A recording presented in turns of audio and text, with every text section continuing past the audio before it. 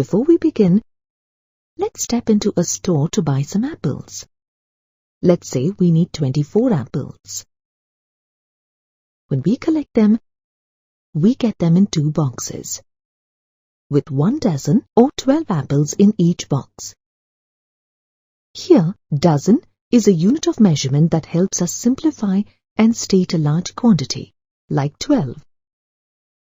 When scientists were working with elements and compounds, they felt the need to have a unit of measurement to count entities at the microscopic level. Thus, the SI base unit, mole, was introduced.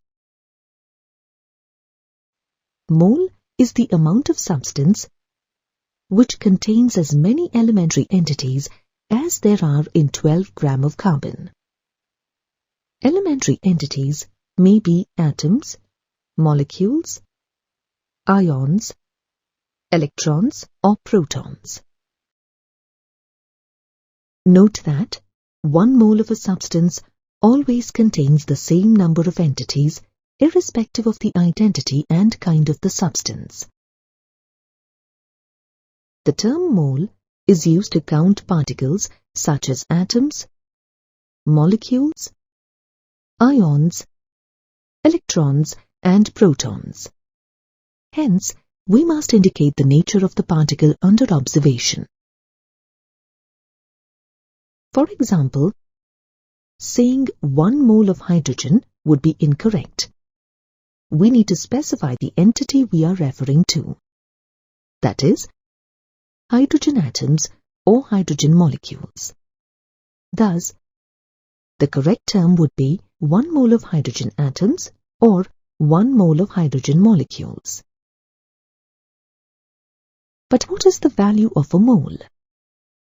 Let's find out. We know that a carbon-12 atom is used as a base to calculate the atomic mass of elements. Hence, scientists used carbon as the base to determine the value of 1 mole. They used a mass spectrometer to determine the mass of a carbon-12 atom and found it to be 1.992648 multiplied by 10 raised to -23 gram. They then divided 12 gram moles of carbon-12 by the mass of carbon-12 and obtained 6.0221367 multiplied by 10 raised to 23, which is the number of atoms in 1 mole or 12 gram of carbon. This is the value of 1 mole and is known as Avogadro's number or Avogadro's constant, in the honor of Amedeo Avogadro, and is usually represented as Na. Avogadro's number or Avogadro's constant is defined as the number of elementary entities, atoms or molecules or ions in 1 mole of a substance. Thus, we can say that 1 mole of water molecules contains 6.022 multiplied by 10 raised to 23 water molecules. Having found the number of moles in a substance, we can determine the mass of a mole, also known as molar mass. Molar mass is the mass of 1 mole of substance expressed in grams. The molar mass is numerically equivalent to the atomic or molecular or formular mass in U.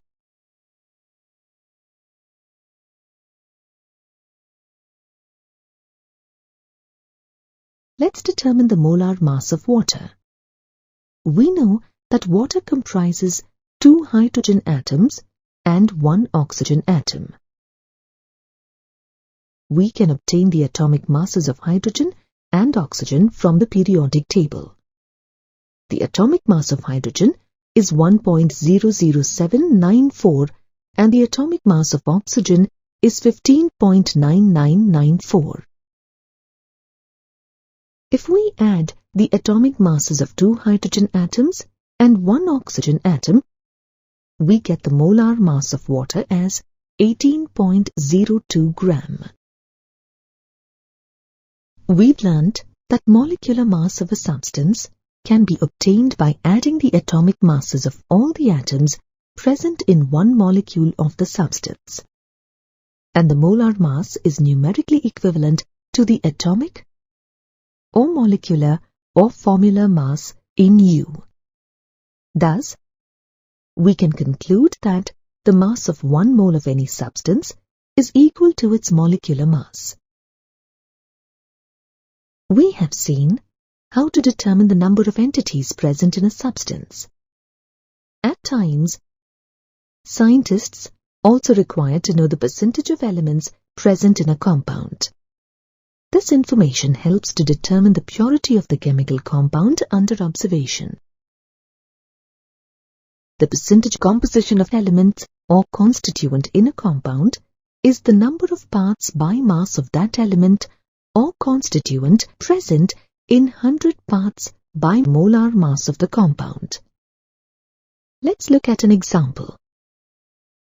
We know that the molar mass of water is 18.02 grams. Based on this, we can calculate the percentage of hydrogen and oxygen as shown. Thus, the percentage of oxygen and hydrogen in water is 88.79 and 11.18 respectively.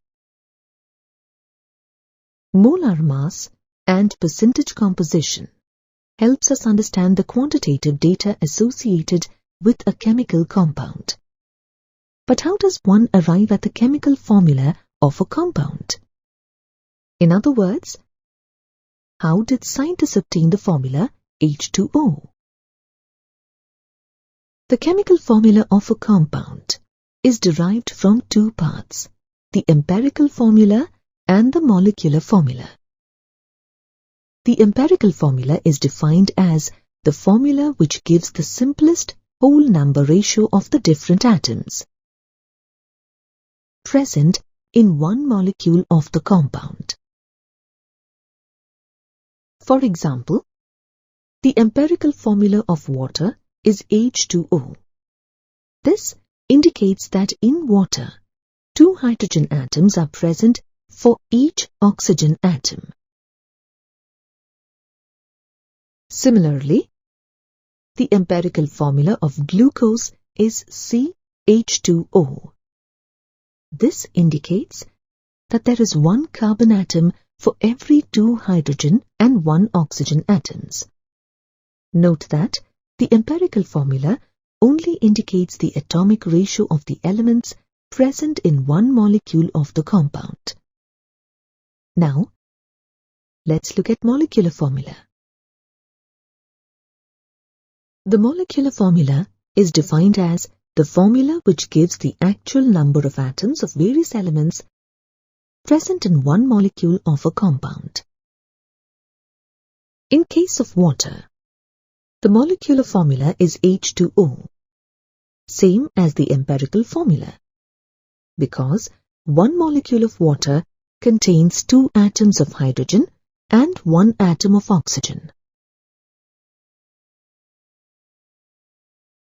In case of glucose, the molecular formula is C6H12O6. This means that one molecule of glucose has 6 carbon atoms, 12 hydrogen atoms and 6 oxygen atoms. The molecular formula of a compound is an integral multiple of the empirical formula. The equation can be illustrated as shown. The value of N can be obtained by dividing the molecular mass with the empirical formula mass. The empirical formula mass is the sum of the atomic masses of the atoms present in the element. Let's say we have a compound CH2. The empirical formula of the compound will be the sum of the atomic masses of 1 carbon atom and 2 hydrogen atoms, which is 14 gram mole. Now, let's say that we know the molecular mass of the compound is 28 gram mole. Thus, 28 divided by 14 gives us 2. Then, we multiply 2 by the empirical formula and get C2H4. We've learnt how to calculate molar mass, percentage composition, empirical formula and molecular formula. But when do we apply these calculations in chemistry? Let's say we have conducted an experiment and obtained a compound that has 29.11% sodium, 40.51% sulfur, and 30.38% oxygen. And the molar mass of the compound is 158.1 gram. How can we determine the empirical and molecular formula of this compound? First, we have to convert the mass percent to gram. As we have the values in mass percent, we can consider the value of the sample as 100 gram and then convert the percent values to gram. Next, we have to determine the number of moles in each element. Divide the mass of element in gram with the atomic mass of the element. The atomic masses of various elements can be identified from the periodic table. Therefore, the relative atomic mass of sodium, sulfur, and oxygen are 23, 32.1, and 16 respectively. On substituting the values in the equation, we get the number of moles for each element as 1.266 and 1.897. Next, calculate the simplest molar ratio. Divide the moles of various elements present in the compound by the smallest quotient obtained as a result. This gives the simplest molar ratio as 1:1:1.5. If the ratios are not whole numbers, then multiply the number with suitable integer to convert them into whole numbers. In this case, if we multiply all values by 2, we get all ratios as whole numbers. That is, 2:2:3. Write the empirical formula by mentioning the numbers after writing the symbols of respective elements. First, write the element symbols next to each other. Then, insert the obtained numerical value of the simplest whole number ratio at the lower right-hand corner of each symbol. This gives the empirical formula of the compound. That is, Na2S2O3. Now, let's see the steps to determine the molecular formula. First, calculate the empirical formula mass. The empirical formula mass can be obtained by adding the atomic masses of all the atoms present in the empirical formula, which is 158.1 gram. Now, divide the molar mass by the empirical formula mass to identify the value of N, which we get as 1. Then, molecular formula of a compound can be determined by multiplying empirical formula of the compound with N. In this case, the molecular formula will be the same as the empirical formula.